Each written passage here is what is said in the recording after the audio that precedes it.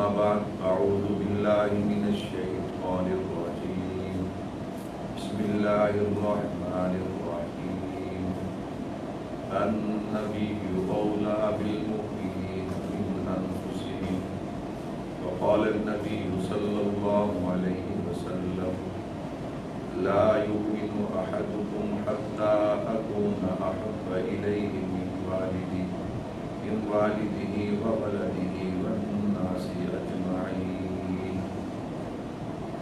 اللهم صل على محمد وعلى آل محمد كما صليت على إبراهيم وعلى آل إبراهيم إنك حميد مجيد اللهم بارك على محمد وعلى آل محمد كما باركت على إبراهيم وعلى آل إبراهيم إنك حميد مجيد لا ریب تیری روح کو تسکین ملے گی لا ریب تیری روح کو تسکین ملے گی تو کرب کے لمحات میں قرآن پڑھا کر آ جائے گا اقبال تجھے جینے کا کرینہ آ جائے گا اقبال تجھے جینے کا کرینہ تو سرور کونین کے فرمان پڑھا کر نبی کی غلامی میں آ کر تو دیکھو نبی کی غلامی میں آ کر تو دیکھو ملے گا سکون آزما کر تو دیکھو ملیں گی تمہیں دو جہانوں میں عزت ملیں گی تمہیں دو جہانوں میں عزت چہرے پہ سنت سجا کر تو دیکھو میرے نہایت ہی واجب الاحترام سماعت فرمانے والے عزیز بزرگوں دوستوں بھائیوں، آج کی مجلس میں میں نے آپ حضرات کے سامنے اس عنوان پر گفتگو کرنی ہے۔ وہ عنوان ہے محبت رسول صلی اللہ علیہ وسلم اور علماء دیوبند۔ اسی حوالے سے میں نے چند باتیں آپ حضرات کے گوش گزار کرنی ہیں۔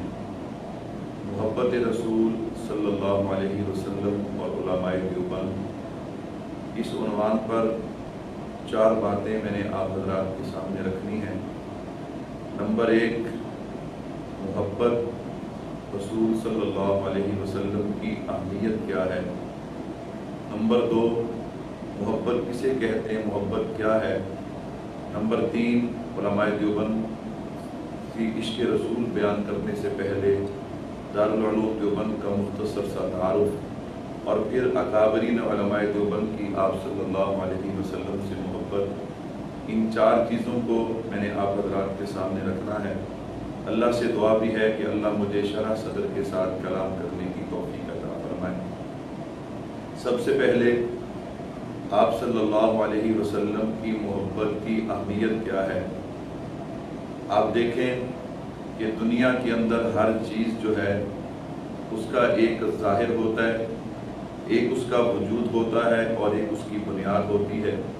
مثال کے طور پہ دنیا میں کوئی بھی عمارت ہے، اس عمارت کا ایک ظاہر ہے، ایک اس کا وجود ہے اور ایک اس کی بنیاد ہے۔ اسی طرح آپ دنیا میں درخت دیکھیں، پھل والا، پھول والا، سائے والا، ایک اس کا ظاہر ہے اور ایک اس کی بنیاد، اس کی جڑ ہے۔ اور آپ جانتے ہیں کہ اگر بنیاد ہو تو پھر ظاہر بھی باقی رہتا ہے، اس کا وجود بھی باقی رہتا ہے، اور اگر بنیاد ہی نہ ہو تو پھر اس پر کھڑی ہونے والی عمارت کبھی باقی نہیں رہ سکتی اور نہ ہی قائم ہو سکتی ہے۔ اسی طرح محبت رسول صلی اللہ علیہ وسلم یہ ہمارے ایمان کی بنیاد ہے، ہمارے ایمان کی جڑ ہے، ہمارے ایمان کی اساس ہے۔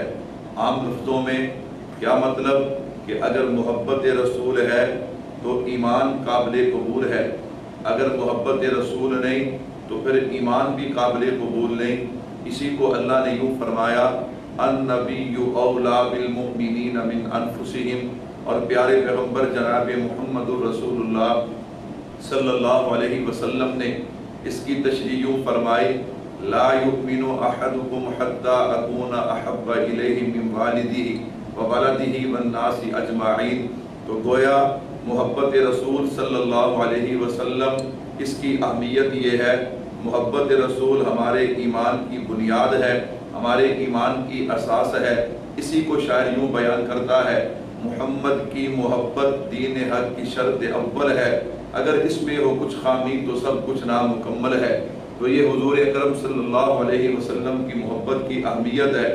اور ایک شاعر سے یوں بیان کرتا ہے کہ نسبت مصطفیٰ بھی بڑی چیز ہے، جس کو نسبت نہیں اس کی بخشش نہیں، خود خدا نے نبی سے یہ فرما دیا، جو تمہارا نہیں وہ ہمارا نہیں۔ تو میرے بھائیو، سب سے پہلے محبت رسول صلی اللہ علیہ وسلم کی اہمیت۔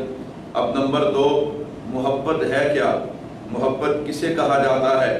تو علماء فرماتے ہیں اللہ نے کائنات کی ہر دو چیزوں کے درمیان ایک مقناطیسیت رکھی ہے۔ اللہ نے کائنات کی چیزوں کے درمیان ایک مقناطیسیت پیدا کی ہے۔ اگر یہ مقناطیسیت جو ہے بے جان چیزوں کے درمیان ہو تو اسے کشش کہتے ہیں، جیسے کشش استخراج وغیرہ۔ اور اسی طرح اگر جاندار چیزوں کے درمیان ہو تو پھر اسے میلان کہتے ہیں۔ اور یہی میلان جب بڑھ جاتا ہے تو محبت کی صورت اختیار کر جاتا ہے۔ جیسے مشہور مقولہ ہے الجنس یمیل الی الجنس، کہ جنس جو ہے وہ اپنی جنس کی طرف میلان کرتا ہے۔ تو میرے بھائیوں، یہ میلان جو ہے، اس میلان کی کچھ وجوہات ہیں۔ علماء فرماتے ہیں وجہ میلان، یعنی انسان کی طرف جو میلان کرتا ہے اس کی 3 وجوہات ہیں۔ نمبر 1 جمال، نمبر 2 کمال، نمبر 3 احسان۔ کیا مطلب؟ کسی کا جمال، انسان کسی کے حسن و جمال کو دیکھتا ہے تو اس کی طرف میلان کرتا ہے، کسی کے کمال کو دیکھتا ہے تو اس کی طرف میلان کرتا ہے، کوئی اس پر احسان کرے اس کے احسان کی وجہ سے اس کی طرف میلان کرتا ہے۔ تو الجنس یمیل الی الجنس، انسان کی طرف میلان کرتا ہے، جو میلان بعد میں محبت کی صورت اختیار کرتا ہے۔ تو اس کی وجوہات میں نے 3 بیان کی ہیں۔ نمبر 1 جمال، نمبر 2 کمال، نمبر 3 احسان۔ ہمارا دعویٰ ہے کہ اللہ کے نبی صلی اللہ علیہ وسلم سے بڑھ کے کائنات میں کوئی محبت کے لائق نہیں ہے۔ آپ انہی تینوں اصولوں میں دیکھیے، آپ جمال میں دیکھیں گے میرے نبی کے جمال جیسا کسی کا جمال نہیں ہے، آپ کمال میں دیکھیں گے میرے نبی کے کمال جیسا کسی کا کمال نہیں ہے، آپ احسان دیکھیں گے میرے محبوب کے احسانات کا کائنات میں کوئی مقابلہ نہیں کر سکتا۔ میں زیادہ نہیں، چونکہ ربیع الاول کا مہینہ ہے اور ہمارا پروگرام بھی حضور اکرم صلی اللہ علیہ وسلم کی عظمت، شان، سیرت، مقام کے حوالے سے ہے۔ میں آپ صلی اللہ علیہ وسلم کے جمال، کمال، احسان کی ایک جھلک آپ کے گوش گزار کر دیتا ہوں۔ جہاں تک میرے محبوب کا حسن و جمال ہے، اللہ نے اپنے حبیب کو کیسا حسن و جمال عطا کیا۔ ہمارا نظریہ ہے اللہ نے اپنے محبوب کو جو بھی عطا کیا وہ بے مثال عطا کیا ہے۔ اگر میں اسے یوں کہہ دوں تو مبالغہ نہ ہوگا۔ اللہ نے اپنے محبوب کو قبیلہ دیا، بے مثال دیا، خاندان دیا، بے مثال دیا، والدین دیے، بے مثال دیے، ازواج اور بنات دی ہیں تو بے مثال دی ہیں۔ اللہ نے اپنے محبوب کو نواسے دیے، بے مثال دیے ہیں۔ اللہ نے اپنے محبوب کو کلمہ، نماز، روزہ، حج، زکوٰۃ، جہاد دیے تو بے مثال دیے ہیں۔ اللہ نے اپنے محبوب کو علم، عمل، حلم، اخلاق، کردار دیا تو بے مثال دیا ہے۔ اللہ نے اپنے محبوب کو صداقت، عدالت، شرافت، لیاقت، ذہانت، امامت، حکمت، بصیرت دی ہے تو بے مثال دی ہے۔ اللہ نے اپنے محبوب کو چہرہ دیا تو بے مثال دیا ہے، زلفیں دی ہیں تو بے مثال دی ہیں، سینہ دیا تو بے مثال دیا ہے، ہاتھ اور پاؤں دیے ہیں تو بے مثال دیے ہیں۔ اللہ نے اپنے محبوب کو اخلاق اور کردار دیے تو بے مثال دیے ہیں۔ اللہ نے اپنے محبوب کو صحابہ دیے، بے مثال دیے، اہل بیت دیے، بے مثال دیے، امت دی ہے تو بے مثال دی ہے۔ اسی طرح اللہ نے اپنے محبوب کو صورت بھی دی ہے تو بے مثال عطا کی ہے۔ تو میرے بھائی، اس لیے میں عرض کر رہا تھا میرے محبوب کا حسن و جمال، اللہ نے اپنے محبوب کو کیسا حسن و جمال عطا کیا، میں اس پہ ایک تخیل دینے لگا ہوں۔ اور وہ دوست جو کہتے ہم بڑی گہرائی میں اتر کے حضور کی عظمت سنتے حضور کا مقام سنتے ہیں، میں انہیں دعوت فکر دیتا ہوں، ذرا میرے تخیل پہ غور کیجئے، اللہ نے اپنے نبی کو حسن و جمال کیسا عطا کیا۔ میرے محبوب نے فرمایا ان اللہ جمیل و یحب الجمال، کیا معنی؟ اللہ خوبصورت ہے اور خوبصورتی کو پسند کرتے ہیں۔ اور دوسری جگہ یوں ارشاد فرمایا انا حبیب اللہ، مجھے اللہ کا حبیب کہا جاتا ہے۔ اللہ خوبصورت ہے، خوبصورتی کو پسند کرتے ہیں، اس لیے اللہ نے کلام پاک میں یوں فرمایا لقد خلقنا الانسان فی احسن تقویم، اے انسان میں نے تجھے خوبصورت بنایا۔ کیوں؟ اللہ خوبصورتی کو پسند کرتے ہیں۔ اب ذرا دیکھیے ان اللہ جمیل و یحب الجمال، ادھر انا حبیب اللہ، اور اللہ کیا فرماتے؟ اے انسان میں نے تجھے خوبصورت بنایا۔ جب اللہ نے مجھے بھی خوبصورت بنایا، آپ کو بھی خوبصورت بنایا، کائنات کے ہر انسان کو خوبصورت بنایا ہے، تو پھر تصور کیجئے اس رب نے جب اپنے حبیب کو بنایا ہوگا تو کتنا خوبصورت بنایا ہوگا۔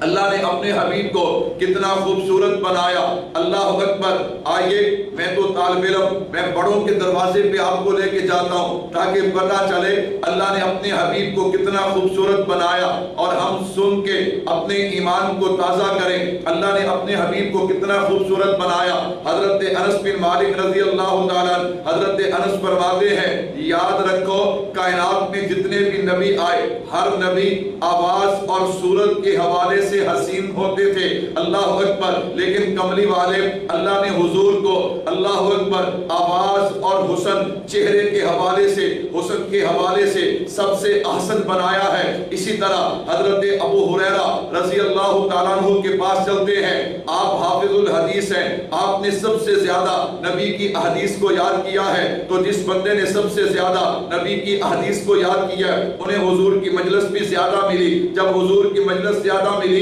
تو حضور کے چہرے کا دیدار بھی زیادہ کیا۔ حضرت آپ بتائیے نا اللہ نے اپنے محبوب کو کیسا حسن و جمال دیا۔ حضرت فرماتے ہیں ما رأیت شیئا احسن من رسول اللہ، میں نے اپنے محبوب کے چہرے سے بڑھ کے کائنات میں کسی چیز کو حسین نہیں پایا۔ اللہ اکبر۔ حضرت اس سے بھی ذرا قدم آگے بڑھائیے نا تاکہ لوگوں کو پتا چلے میرے نبی کا حسن و جمال کیا ہے۔ حضرت اس کا نقشہ یوں کھینچتے ہیں، حضرت ابو ہریرہ رضی اللہ تعالیٰ عنہ فرماتے ہیں کأن الشمس تجری فی وجہہ، جب کوئی بندہ میرے محبوب کے چہرہ انور کو دیکھتا تھا تو یوں محسوس ہوتا تھا کہ آسمانوں کا سورج میرے محبوب کے چہرے میں چل رہا ہے۔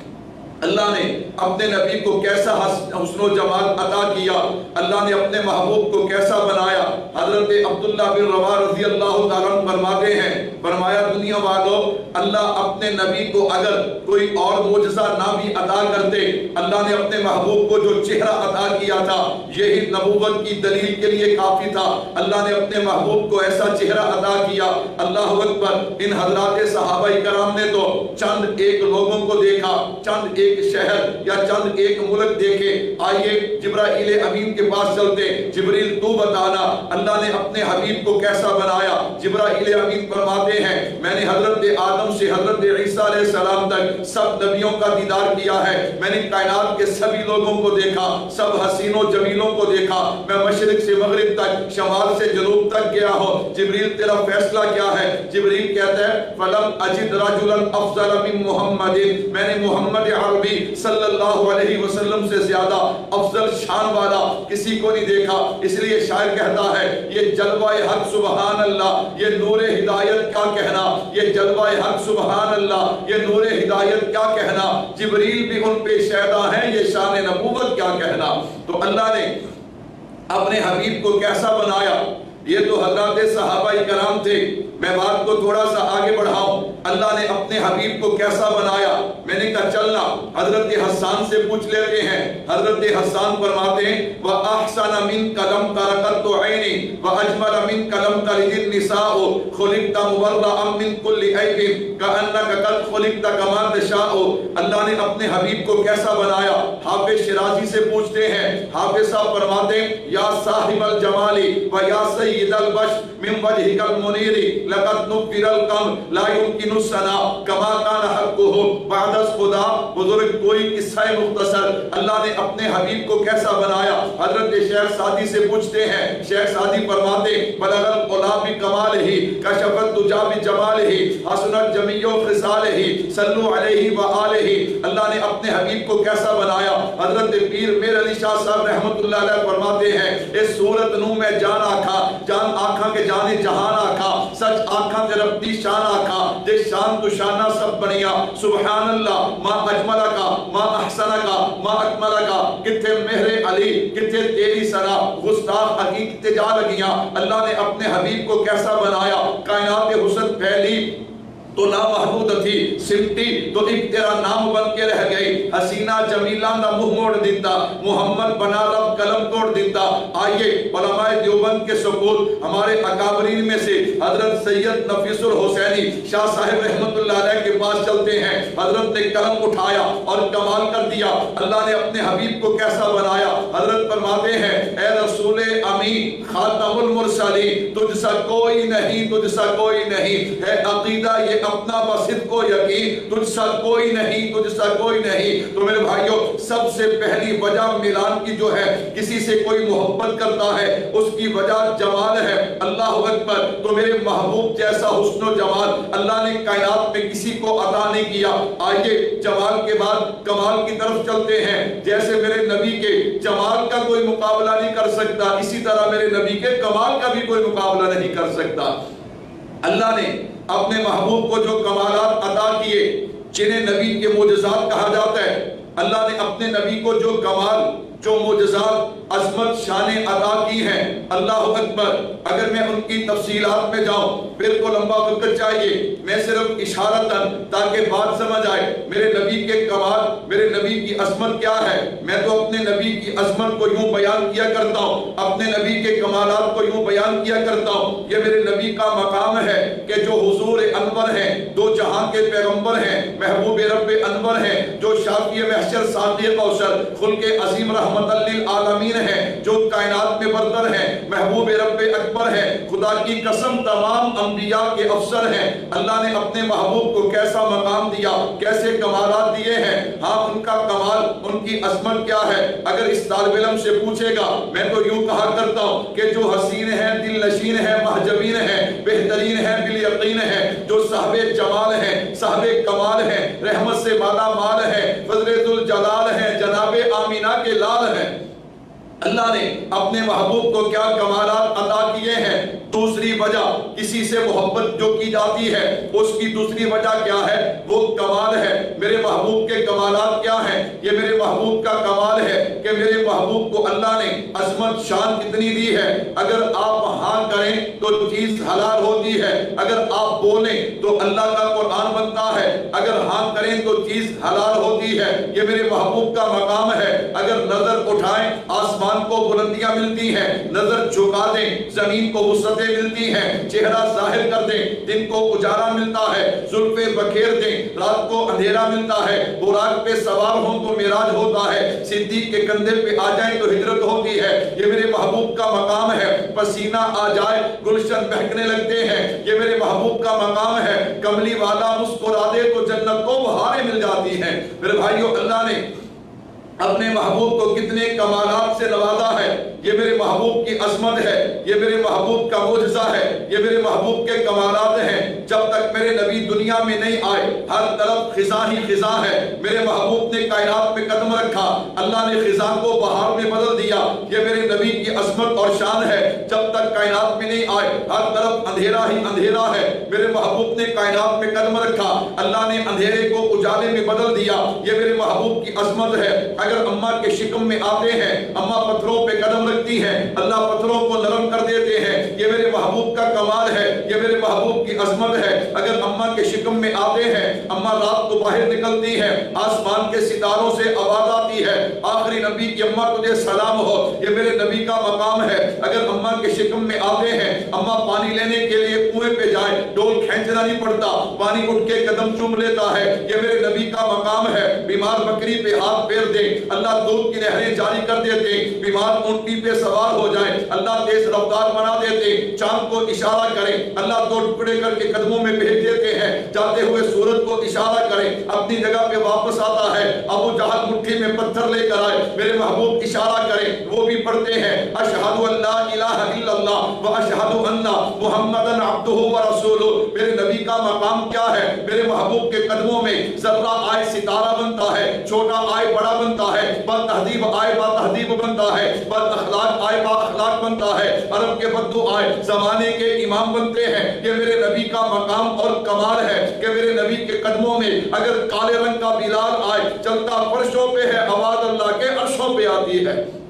अल्लाह ने अपने महबूब को जमाल दिया, जमाल भी बेमिसाल, कमाल दिया, कमाल भी बेमिसाल। इसी तरह अगर आप महबूब के एहसान को देखिए, मेरे महबूब के एहसान, जब तक मेरे महबूब दुनिया में तशरीफ नहीं लाए तो मेरे महबूब के आने से पहले इंसान को हकूकुल्लाह का इल्म भी नहीं, हकूकुल इबाद का इल्म भी नहीं। वो रब का घर जिसे बैतुल्लाह कहा जाता है, अल्लाह अकबर, वहां उसका नंगे तवाफ करते हैं। 360 बुत जो हैं उनकी इबादत हो रही है। और हकूकुल इबाद, ना वालिद का हुकूक, ना वालिदा के हकूक, बेटी को पैदा होते जिंदा दफन कर दिया जाता, ना मजदूर के हकूक, ना यतीम को कोई पूछने वाला, ना मस्कीन को कोई पूछने वाला। अजीब हालात हैं, जानवरों तक जुल्म होता था। लेकिन ये मेरे महबूब का एहसान है, अल्लाह के नबी दुनिया में आए, यतलू अलैहिम आयातिही व युज़क्कीहिम व युअल्लिमुहुमुल किताब वल हिकमा। तो मेरे भाइयों, मेरे महबूब का ये एहसान है, इंसान को हकूकुल्लाह की पहचान भी हुई,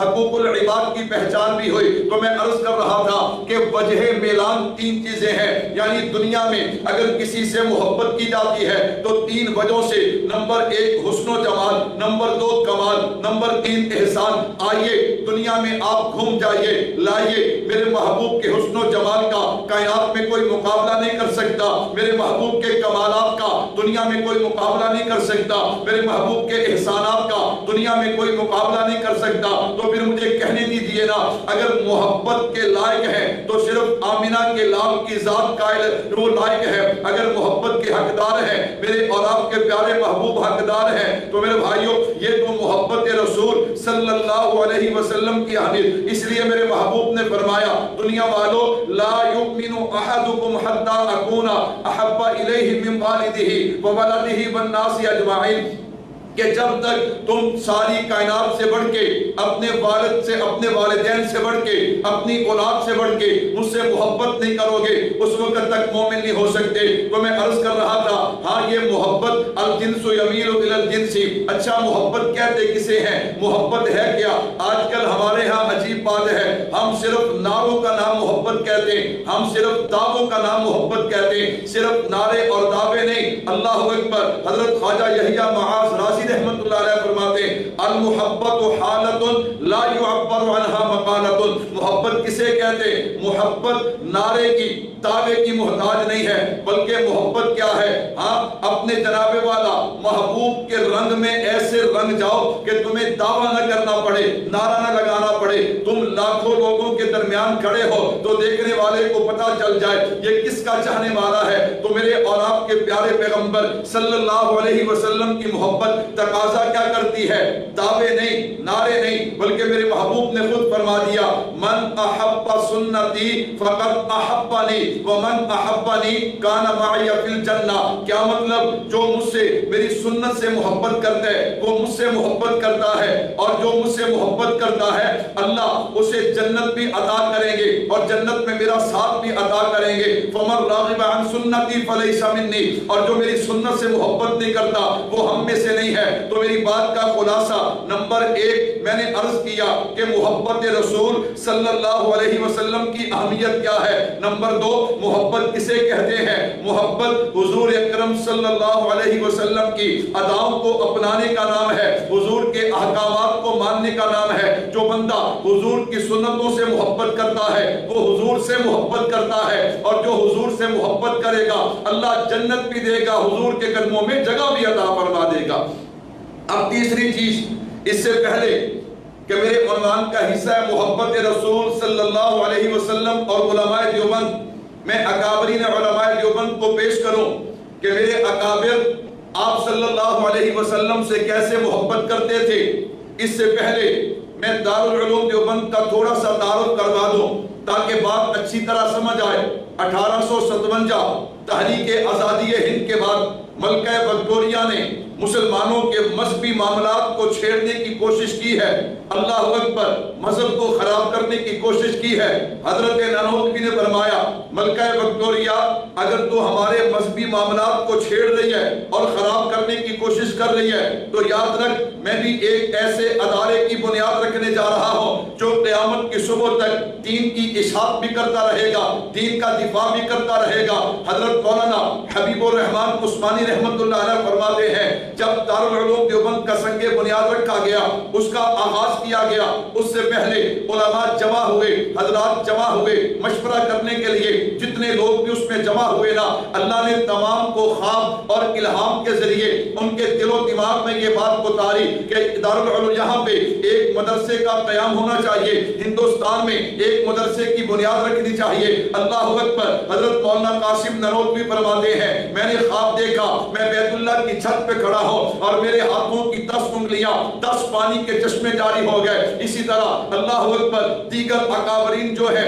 ان کو بھی اللہ نے اسی طرح ان کے دل و دماغ میں اس بات کو ڈالا۔ حضرت مولانا رفیع الدین رحمت اللہ علیہ فرماتے ہیں میں نے خواب میں مجھے علوم دین کی چابیاں دی گئیں تو غرض ان علماء کو اللہ نے خواب اور الہام کے ذریعے یہ بات ان کے دل و دماغ میں ڈالی ہے کہ ہندوستان کی سرزمین پہ ایک مدرسے کی بنیاد ڈالی جائے۔ اس لیے حضرت نانوتوی نے کہا او ملکہ وکٹوریہ یہ تیرا خواب ہے کہ تو ہمارے دین کو نقصان پہنچا سکا، نہ میں ایک ایسے ادارے کی بنیاد رکھنے جا رہا ہوں قیامت کی صبح تک یہ دین کی اشاعت بھی کرتا رہے گا، دین کا دفاع بھی کرتا رہے گا۔ تو میرے بھائیو دارالعلوم دیوبند الحمدللہ 1866 علماء کے مشورے سے دیوبند کی بستی چھتا والی مسجد انار کے درخت کے نیچے ایک استاد ایک شاگرد بیٹھتا ہے اور دارالعلوم دیوبند کا آغاز ہو جاتا ہے۔ دنیا حیران ہے، انار کا درخت، ایک استاد ایک شاگرد اور فیض پوری دنیا میں پھیل گیا۔ میں نے کہا تو نسبت تو دیکھنا، نسبت کتنی بڑی ہے، کون سی نسبت؟ اگر میں یوں کہوں تو مبالغہ ہوگا۔ اگر ہندوستان کی تاریخ کو اٹھا کے دیکھا جائے، ہندوستان کی تاریخ میں ایک وقت ایسا بھی تھا ہندوستان میں کفر کا طوفان تھا، شرک پر جوان تھا، بدعات رسومات میں رواجات میں مبتلا انسان تھا، عقیدہ خام تھا، ہر غلط کام تھا، جہالت کا اندھیرا تھا، ظلم کا بسیرا تھا، گمراہی کا ڈیرا تھا، انگریز کی حکمرانی تھی، ہر طرف ویرانی ہی ویرانی تھی، بڑے بڑے جگیردار سرمایہ دار جو تھے وہ ملک و ملت کے غدار تھے، اللہ اکبر، انگریز کے وفادار تھے، قرآن کے نسخے چلائے جا رہے تھے، علماء کو پھانسیوں پہ چڑھایا جا رہا تھا، ہر طرف ظلم کا بازار گرم تھا۔ ان حالات کے اندر میرے اللہ کو مسلمانوں کی حالت پہ رحم آیا اور اللہ نے کچھ اپنے بندوں کے دل و دماغ میں اس بات کو اتارا کہ ہندوستان کی سرزمین پہ ایک مدرسے کی بنیاد رکھی جائے۔ 1866 انار کے درخت کے نیچے اس ادارے کا آغاز کر دیا جاتا ہے۔ ٹھیک 10 سال کے بعد 1876 میں جب جناب والا طلباء زیادہ ہو گئے، عمارت کی ضرورت پڑی ہے تو سب سے پہلے آج بھی وہ عمارت دیوبند میں موجود ہے جسے نوترا کہا جاتا ہے، اس کی بنیادیں کھودی گئی۔ مولانا رفیع الدین رحمت اللہ علیہ فرماتے ہیں میں سویا پڑا، مجھے خواب میں اللہ کے نبی کی زیارت نصیب ہوئی۔ اللہ کے نبی اس جگہ تشریف فرما ہے جہاں ہم نے بنیادیں کھودی۔ اللہ کے نبی فرماتے یہ تو جگہ تھوڑی ہے، پھر آپ نے اپنے عصا اور لاٹھی کے ساتھ نشان لگایا۔ اللہ اکبر، جب صبح ہم اس جگہ پہ گئے وہ نشان اسی طرح باقی تھے۔ ہم نے پہلی بنیادیں ختم کر کے ان پہ دوبارہ بنیادوں کو کھودا اور عمارت کو کھڑا کیا۔ میں نے کہا یہ نسبت ہے، اس لیے تو شاعر کہتا ہے خود ساقی کوثر نے رکھی میں خانے کی بنیاد یہاں، تاریخ مرتب کرتی ہے دیوانوں کی روداد یہاں، وادی جو وادی فاراں سے اٹھی گونجی ہے وہی تکبیر یہاں، ہستی کے صنم خانوں کے لیے ہوتا ہے حرم تعمیر یہاں۔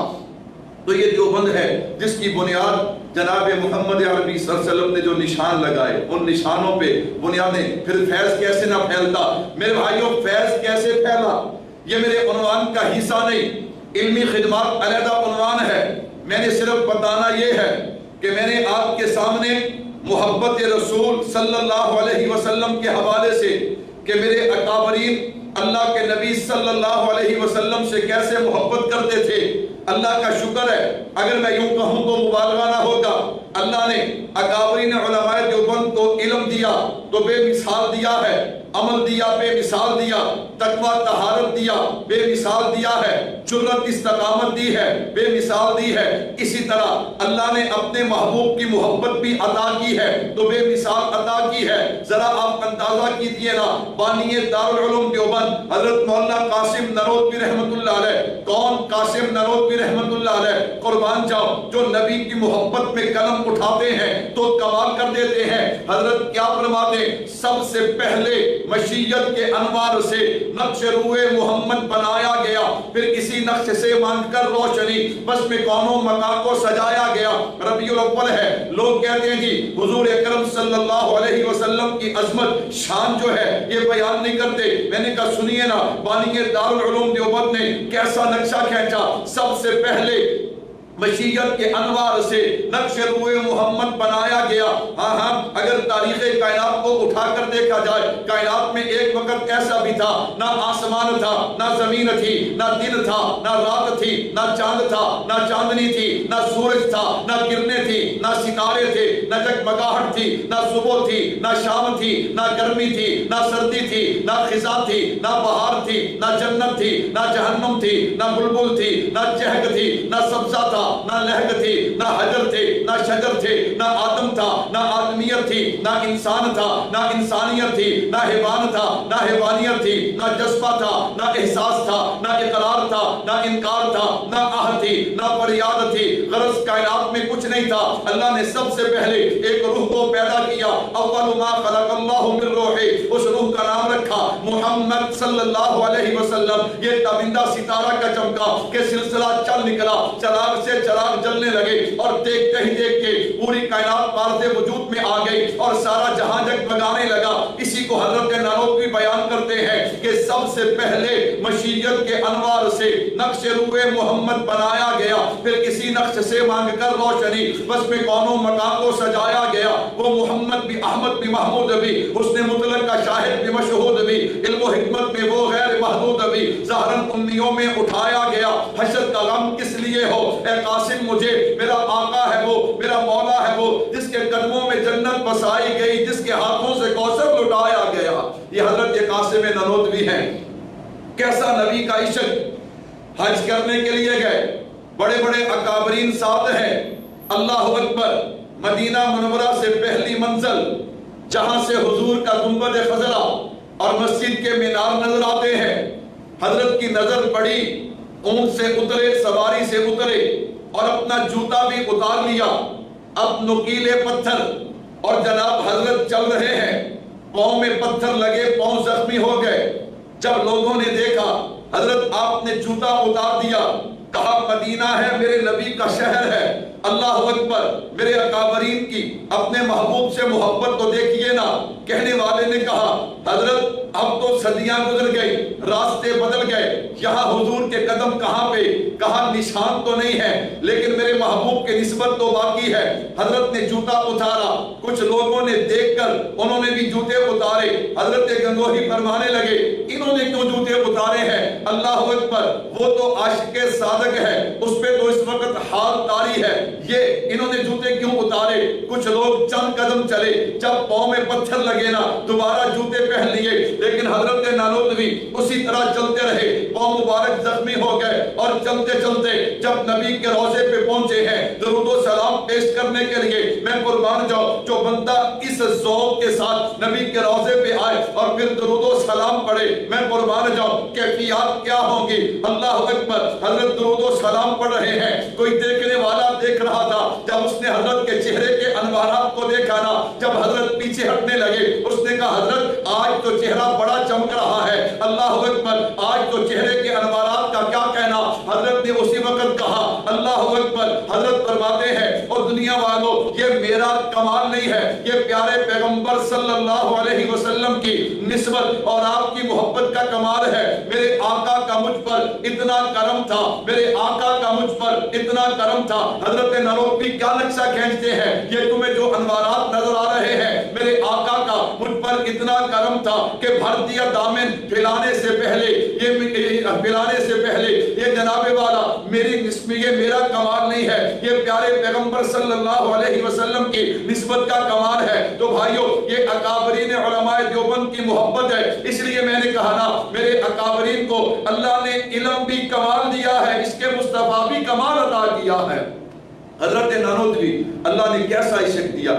آپ حضرات مشہور واقعہ سنتے ہیں اکابرین سے، انگریز آپ کی تلاش میں، لوگوں نے کہا حضرت چھپ جائیے، حضرت چھپ گئے، 3 دنوں کے بعد واپس نکلے، لوگوں نے کہا جی ابھی بھی تلاش کر رہے ہیں، فرمایا تمہیں کس نے کہا میں انگریز کے ڈر سے چھپا؟ میں تو اس لیے چھپا کہ میرے محبوب 3 دن غار ثور میں ٹھہرے۔ میں نے کہا نانوتوی پتہ نہیں دوبارہ موقع ملے گا کہ نہیں، چلو اس سنت پہ بھی عمل کر لو۔ میرے اکابرین اپنے محبوب سے کتنی محبت کرتے ہیں اور کس انداز میں محبت کرتے ہیں، اللہ اکبر۔ حضرت مولانا رشید احمد گنگوہی رحمت اللہ علیہ، حضرت کو کسی نے آ کر ایک کپڑا دیا، حضرت حج پہ گیا تھا، مدینہ سے آپ کے لیے کپڑا لے کر آیا ہوں، اللہ اکبر۔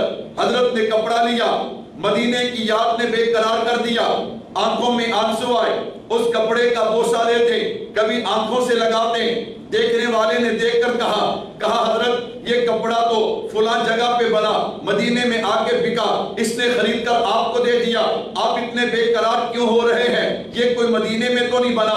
حضرت فرماتے تجھے کس نے کہا میں کپڑا چومتا ہوں؟ میں کپڑا نہیں چومتا، میں تو اس پہ لگنے والی مدینے کی ہوا کو چوم رہا ہوں۔ اللہ اکبر۔ میرے اکابرین اپنے محبوب سے کیسی محبت کرتے ہیں، آئیے ذرا حضرت مولانا انور شاہ کشمیری رحمت اللہ علیہ، میرے بھائیوں میٹھی سنتوں پہ عمل کرنا اور صرف دعوے نعرے یہ تو آسان ہے، لیکن اپنے محبوب کی محبت میں آ کے قربانی دینا، یہ اللہ نے علماء دیوبند کو یہ نعمت عطا کی ہے۔ اللہ اکبر۔ مشہور واقعہ بہاولپور کا، ایک عورت مسلمان، اس کا خامد مرتد ہو گیا، مرزائی ہو گیا، وہ نواب بہاولپور کے پاس گئی ہے، اس نے مقدمہ عدالت کو دے دیا۔